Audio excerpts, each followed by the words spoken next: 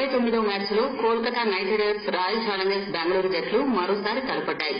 Sun Risers Hyderabad తో ఆడిన గత మ్యాచ్ లో అదృష్టవశాత్తు సూపర్ ఓవర్ లో గెలిచిన కోల్కతా నైట్ రైడర్స్ జట్టు ఈ మ్యాచ్ లో పూర్తిగా చేతులెత్తేసింది. బ్యాటింగ్, బౌలింగ్, ఫీల్డింగ్ అన్ని విభాగాల్లో ఘోరంగా విఫలమై బెంగళూరు జట్టుకు సునాయాసమైన విజయాన్ని కానుగ్గా ఇచ్చింది. టాస్ గెలిచి బ్యాటింగ్ ఎంచుకున్న కోల్కతా నైట్ రైడర్స్ జట్టు 8 వికెట్లు కోల్పోయి 84 పరుగులు మాత్రమే చేసింది.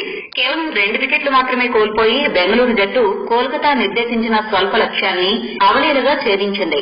కోల్కతా జట్టులో కెప్టెన్ మోర్గాన్ తప్ప ఏ ఒక్కరూ చెప్పుకోదగ్గ స్కోర్లు చేయలేదు. మోర్గాన్ 34 బంతుల్లో 30 పరుగులు చేయడంతో కోల్కతా జట్టు కనీసం ఆ స్కోరునైనా సాధించగలిగింది. మొదటి బంతి నుంచి బెంగళూరు బౌలర్లు నిప్పులు చెరిగారు. ముఖ్యంగా మహమ్మద్ సిరాజ్ తాను వేసిన మొదటి 2 ఓవర్లు మేడిన్ చేయడమే కాకుండా మొత్తంగా 3 వికెట్లు తీసి కోల్కతా పతనాన్ని శాసించాడు.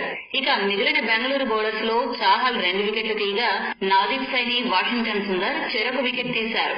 85 పరుగుల లక్ష్యంతో బరిలోకి దిగిన రాయల్ ఛాలెంజర్స్ బెంగళూరు జట్టు ఓపెనర్లు చక్కటి ఆరంభాన్నిచ్చారు. జట్టు స్కోరు 46 పరుగుల వద్ద ఉండగా ఓపెనర్లు ఇద్దరూ అవుట్ అయ్యారు. ఆరన్ ఫించ్ 21 బంతుల్లో 16 పరుగులు చేయగా దేవదత్ పడిక్కల్ 17 బంతుల్లో 25 పరుగులు చేశారు.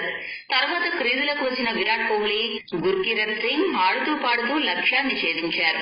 గుర్కీరత్ 26 బంతుల్లో 21 పరుగులు, కోహ్లీ 17 బంతుల్లో 18 పరుగులతో అజేయంగా నిలిచారు. కోల్కతా బౌలర్స్ లో లాకీ ఫెర్గుసన్ కు మాత్రమే 1 వికెట్ దక్కింది. ఈ విజయంతో బెంగళూరు మొత్తంగా 14 పాయింట్లు సాధించి ఢిల్లీ జట్టుతో సమానంగా నిలిచింది.